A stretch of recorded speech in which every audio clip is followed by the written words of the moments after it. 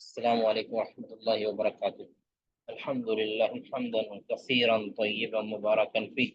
اللهم صل وسلم على نبينا محمد وعلى آله وصحبه وسلم تسليما كثيرا. رب اشرح لي صدري ويسر لي أمري واحلل عقدة من لساني يفقهوا قولي.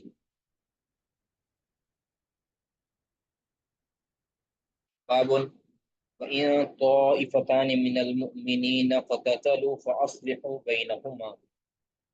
اور اگر مومنوں کے دو گروہ باہم لڑ پڑے تو ان میں صلح کروا دو.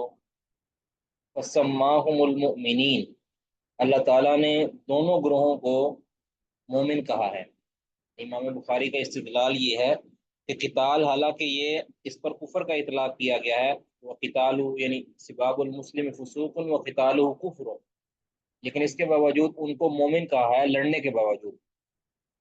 تو اس کا مطلب یہ ہے کہ جہاں پہ یہ کفر کا لفظ بولا ہے وہاں کفر دون کفر ہے، اور ارتکاب کبیرہ سے انسان ایمان سے خارج نہیں ہوتا، وہی خوارج کے اوپر رد ہے. پڑھیے جی.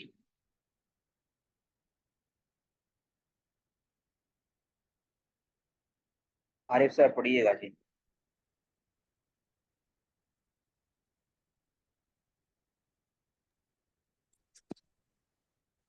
السلام عليكم ورحمة الله وبركاته. وعلیکم السلام ورحمۃ اللہ وبرکاتہ. أعوذ بالله السميع من الشيطان الرجيم. بسم الله الرحمن الرحيم.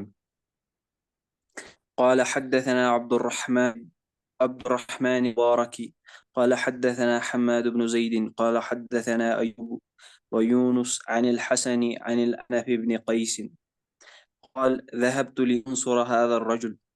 یعنی احنف کہتے ہیں کہ میں چلا کسی شخص کی مدد کرنے، یعنی اس ابو شخص کی بکرہ، تو پھر ابو لانصر، بکرہ مجھ سے مل.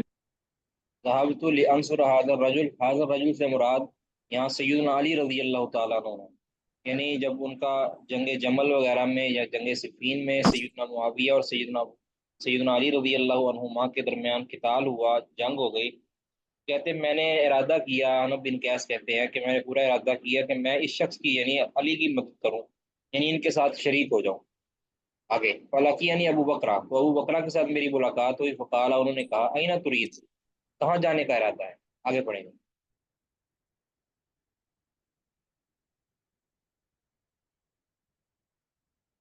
قل، تو میں نے کہا انصر هذا الرجل، میں چاہتا ہوں کہ میں اس شخص کی یعنی علی رضی اللہ عنہ کی مدد کروں، یعنی ان کے گروہ میں شریک ہو کر قتال کروں.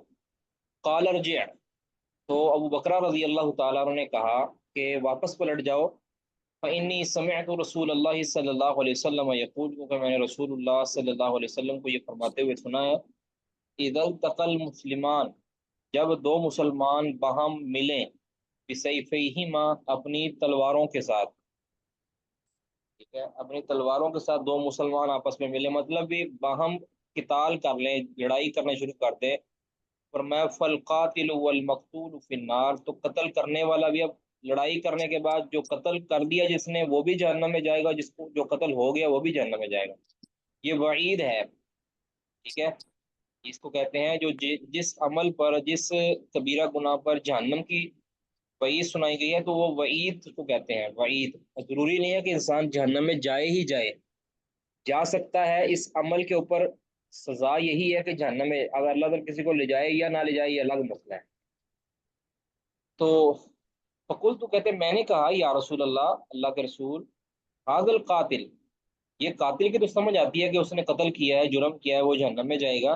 فما بال المقتول، تو فما بال المقتول، تو یہ مقتول کا کیا ہے، مقتول کا کیا قصور ہے؟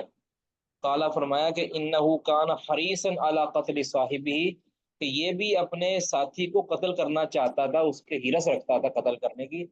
تو اس کو اپنے بالجزم ارادے کے اوپر اس کو بھی یہ سزا ملے گی کہ یہ جہنم میں جائے گا، کیونکہ داؤ لگ گیا دوسرے کا، ایک کا داؤ لگ گیا، ارادہ دونوں کا قتل کرنے کا تھا.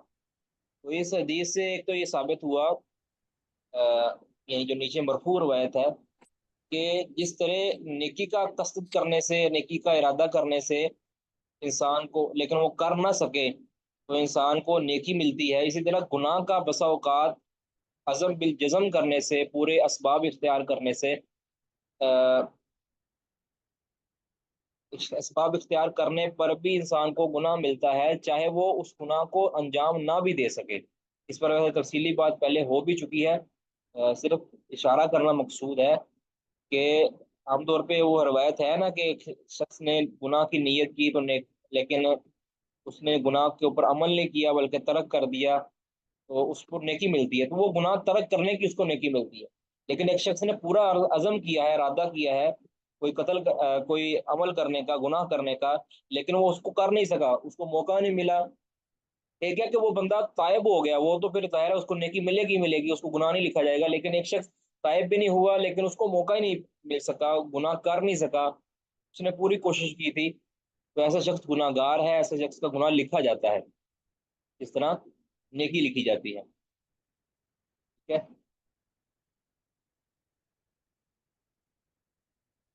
دوسرا اس سے یہ بھی ثابت ہوا، سیدنا ابو بکر رضی اللہ تعالیٰ عنہ کا شمار ان صحابہ کے اندر تھا، یعنی جنگ صفین وغیرہ کے اندر، یعنی ان صحابہ کے گروہ میں شامل تھے کہ جو دونوں سے الگ ہو چکے تھے، یعنی تین طرح کے تھے نا گروہ، کچھ وہ تھے یہ جو سیدنا علی رضی اللہ تعالیٰ عنہ کے ساتھ تھے، کچھ وہ تھے جو سیدنا معاویہ کے ساتھ تھے، کچھ وہ تھے جو دونوں سے الگ تھلگ رہتے تھے، تو ابو بکر رضی اللہ تعالیٰ عنہ ان میں شامل تھے کہ جو دونوں سے الگ تھلگ رہتے تھے۔ لیکن ایک بات یہ کہ سیدنا ابو بکر رضی اللہ تعالیٰ نے یہ جو منطبق کی ہے یہ حدیث ان گروہوں پر، معاویہ اور علی رضی اللہ تعالیٰ عنہ گروہوں پر، یہ درست نہیں ہے۔ ہاں یہ ہو سکتا ہے کہ وہ اس کو احتیاط کا پہلو اختیار کرتے کہتے ہیں میں ان دونوں کے اندر شامل نہیں ہوتا، کیونکہ یہ جو ہے نا اذا التقى المسلمان بسیف، یہ جو وعید ہے یہ اس شخص کے لیے ہے کہ جو بغیر کسی وجہ کے لڑتے ہیں، یا بغیر کسی وجہ کے لڑتے ہیں یا کسی غلط مقصد کے لیے لڑتے ہیں، ان کے لیے ہے۔ اس طرح اگر دو میں سے ایک حق بجانب ہو اور اس کا لڑنا صحیح ہو تو پھر وہ ظاہرہ اس کے لیے وعید نہیں ہے، جو حق بجانب نہیں ہے اس کے لیے وعید ہے، ٹھیک ہے۔ کیونکہ علی رضی اللہ تعالیٰ عنہ اور معاویہ رضی اللہ تعالیٰ عنہ کا جو ہے قتال ہوا تھا وہ اجتہاد کی بنیاد پر تھا، تو ان کا قتال کرنا وہ اس وعید کے اندر نہیں آتا، اللہ عالم بالصواب۔ امام بخاری رحمہ اللہ یہ ثابت کرنا چاہ رہے ہیں کہ قتال کرنے سے انسان کافر نہیں ہو جاتا، وہ ملت سے خارج نہیں ہو جاتا۔ جی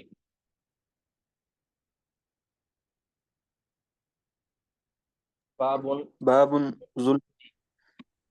جی باب ظلم دون ظلم،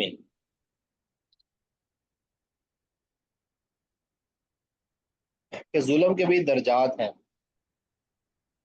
ظلم دون ظلم، کچھ ظلم ایسے ہیں کہ جو دوسروں سے کم ہیں، ویسے تو ہر گناہ ہی ظلم کہتے ہی اسے ہیں کہ وضع الشیء علی غیر محلی، کسی چیز کو اس کے غیر محل پر رکھ دینا، اور ظاہر ہے اس کو گناہ ہی کہتے ہیں۔ گناہ کے پھر درجات ہیں، کوئی کبائر ہے، کوئی صغائر ہے، کوئی شرک ہے، کوئی کفر ہے، کوئی نفاق ہے، اس کے درجات ہیں مختلف، تو ہر ظلم یہ مخرج عن الملہ نہیں ہوتا، صرف شرک اکبر جو ہے وہ مخرج عن الملہ ہے، وہ جو ظلم عظیم ہے وہ مخرج عن الملہ ہے، اس کے علاوہ دوسرے جو مظالم ہیں یا دوسرے ظلم ہیں وہ مخرج عن الملہ نہیں ہے۔ جی